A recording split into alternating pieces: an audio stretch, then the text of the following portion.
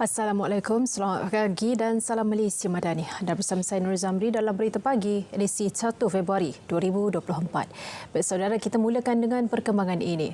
Malaysia menerima Ketua Utama Negara yang baharu selepas pengisytiharan Sultan Johor, Sultan Ibrahim Ibni Almarhum Sultan Iskandar sebagai Yang di-Pertuan Agong ke-17 dalam isyarat penuh tradisi di Istana Negara. Ia menandakan bermula tempoh pemerintahan 5 tahun Sultan Ibrahim sebagai tonggak kedaulatan dan perpaduan negara, seperti yang termaktub dalam Perlembagaan Persekutuan. Sultan Ibrahim ketika melafaz sumpah sebagai Yang di-Pertuan Agong berikrar akan melaksanakan pemerintahan dengan adil dan memelihara kesucian agama Islam, keamanan dan kesejahteraan rakyat. Kami berikrar mengaku dengan sesungguhnya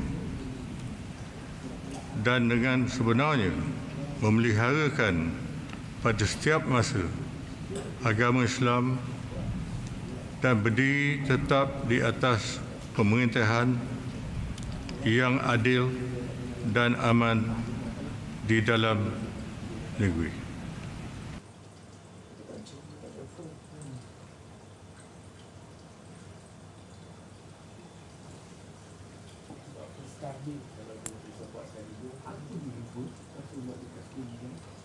Sultan Perak Sultan Nazrin Shah pula melafaz sumpah jawatan Timbalan Yang di-Pertuan Agong untuk kali ketiga. Ia melengkapkan lagi sistem raja berperlembagaan yang diamalkan negara. Sultan Ibrahim dan Sultan Nazrin Shah dipilih oleh Raja-Raja Melayu pada mesyuarat Majlis Raja-Raja ke-293 khas di Istana Negara pada 27 Oktober tahun lepas. Ini susulan tamat tempoh pemerintahan Al-Sultan Abdullah Riyatuddin Al-Mustafa Bilal Shah sebagai Yang di-Pertuan Agong ke-16. Sultan Nazrin Shah kemudiannya menandatangani surat sumpah jawatan Timbalan Yang di-Pertuan Agong. Perdana Menteri Datuk Seri Anwar Ibrahim merafak sembah setinggi-tinggi tahniah kepada Yang di-Pertuan Agong, Sultan Ibrahim dan Raja Permaisuri Agong, Raja Zahra Sofia.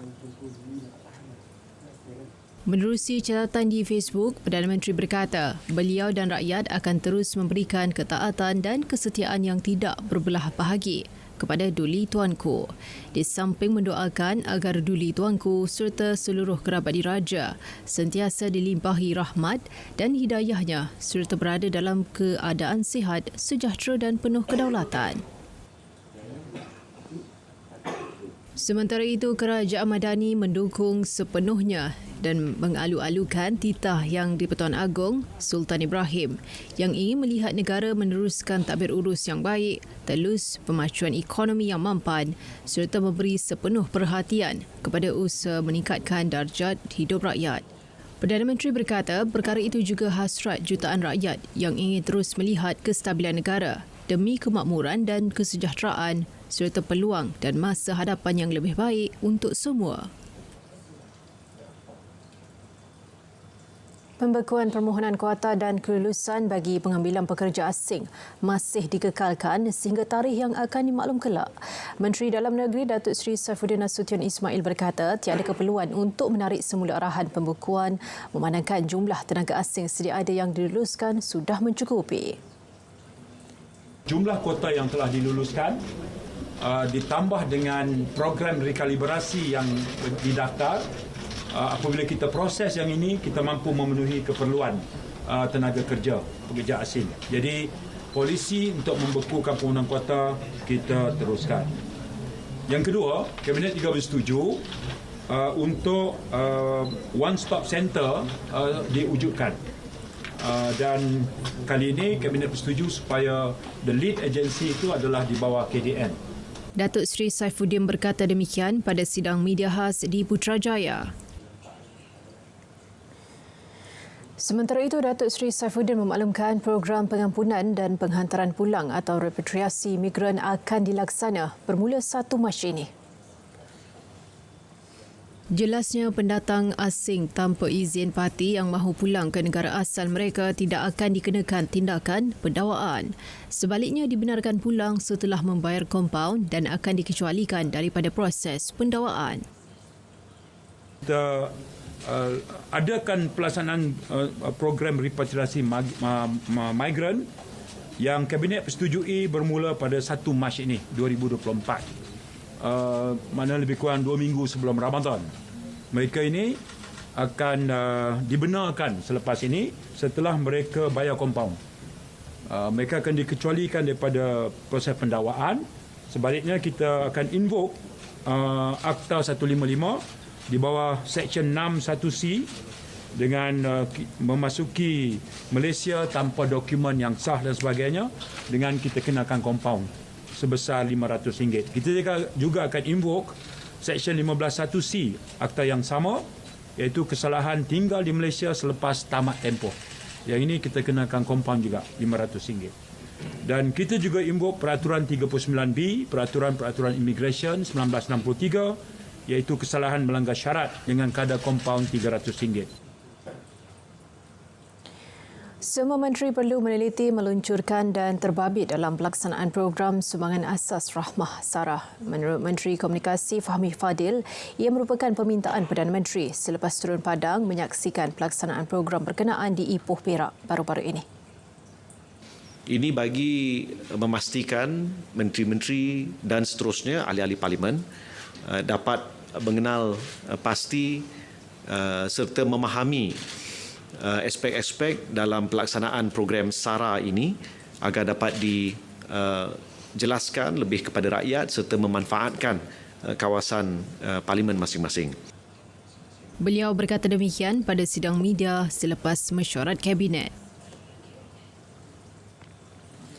Dalam pada itu, Fahmi menyatakan Jemaah Menteri turut dimaklumkan KPDN mengenai program Fleet Card diesel bagi sektor pengangkutan akan dilaksanakan bermula hari ini. Kementerian Perdagangan Dalam Negeri ataupun KPDN telah memaklumkan Jemaah Menteri bahawa program Fleet Card bagi diesel akan mula dilaksana bagi sektor pengangkutan bermula 1 Februari 2024. Dan untuk maklumat lanjut, KPDN akan menyediakan maklumat untuk rakan-rakan media. Tapi ini khusus untuk syarikat-syarikat besar yang mana mereka akan mula menggunakan Fleet Card bermula 1 Februari 2024. Jadi maklumat lanjut boleh diperoleh daripada KPDN. Saudara, peningkatan indeks persepsi rasuah CPI mampu dicapai sekiranya 3 faktor utama diambil kira. Bekas Presiden Transparency International Malaysia, Datuk Seri Akhbar Sattar berkata, faktor tersebut mengambil kira penguatkuasaan agensi secara lebih efektif, ketulusan politik serta sokongan rakyat. Untuk meningkatkan prestasi ini, kita minta juga SPRM teruskan usaha kerja kuat lagi untuk memastikan bahawa rasuah kita dapat ditangani dengan lebih profesional. TI Berlin dan juga dalam laporan Global Democracy Index 2023 meletakkan SPRM adalah antara 4 negara di dunia ini adalah agensi anti rasuah yang terbaik yang dapat mencegah rasuah. Ketika ini, kedudukan Malaysia dalam CPI meningkat semula daripada 61 pada 2022 kepada 57 pada 2023. 20,000 peserta disasarkan menyertai Peradakan Perpaduan Kuala Lumpur 2024 bermula 24 hingga 25 Februari nanti. Program tersebut melibatkan 22 kaum dan etnik dengan lebih 10 pengisian program dan aktiviti kemasyarakatan. Penasihat Unity Parade, Norizan Abdul Majid memberitahu, fokus utama penganjuran untuk pemeliharaan budaya, pendidikan dan penglibatan masyarakat dalam memupuk semangat perpaduan. Dari Perlis hingga ke Sabah, kita akan bawa mereka ini untuk sama-sama kita berbaris, menunjukkan satu solidariti, satu kesatuan, satu kepaduan, menjunjung atau kita mengangkat kata-kata Perdana Menteri kita, Iban anak kita, Cina anak kita, India anak kita. Kita satukan di dalam perit kita ini. Beliau bercakap dalam sidang media acara Perarakan Perpaduan Kuala Lumpur 2024 di Ibu Negara. Berita pagi diteruskan dengan edisi Sabah. Dari sungai ke segara, Palestin pasti merdeka. Malaysia Madani, tekad perpaduan penuhi harapan. Assalamualaikum.